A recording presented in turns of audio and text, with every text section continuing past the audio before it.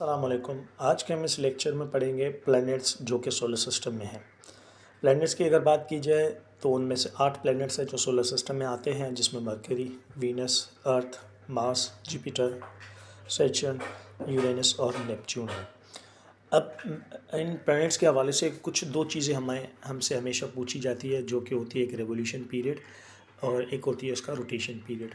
अगर revolution period की अगर हम लोग बात करें तो रेवोल्यूशन पीरियड वो है जो चक्कर ये प्लैनेट्स सन के इर्द गिर्द पूरा करते हैं, उस चक्कर को या उस सर्कल को हम लोग कहते हैं रेवोल्यूशन पीरियड, जितना टाइम लगता है उस सर्कल को कवर करने में। और रोटेशन पीरियड वो होता है जिसमें जो अपने ही एक्सेस पे वो मूव कर रहे हों, रोटेट कर रहे हों और वो अपना पूरा एक सर्कल ख़त्म करें, उस पीरियड को हम लोग कहते हैं रोटेशन पीरियड। अब बात यह है कि सबसे ज़्यादा जो कम रोटेशन रेवोल्यूशन पीरियड है वो मरकरी का है 88 डेज़, और सबसे ज़्यादा जो रेवोल्यूशन पीरियड है वो 163 ईयर्स है, वो है नेपच्यून का।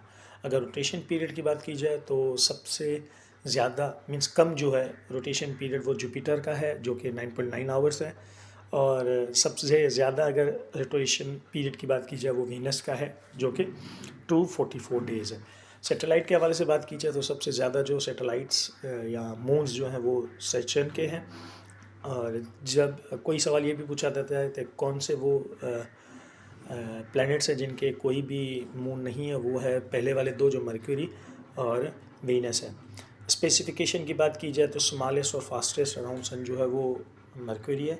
वीनस ब्राइटेस्ट हॉटेस्ट और क्लोज टू अर्थ है, इवनिंग और मॉर्निंग स्टार भी इसको कहा जाता है, स्लो रोटेशन पीरियड भी इसका है। अर्थ को ब्लू प्लैनेट कहा जाता है, मार्स को रेड प्लैनेट कहा जाता है, जुपिटर बिगेस्ट है और फास्टेस्ट रोटेशन पीरियड है उसका।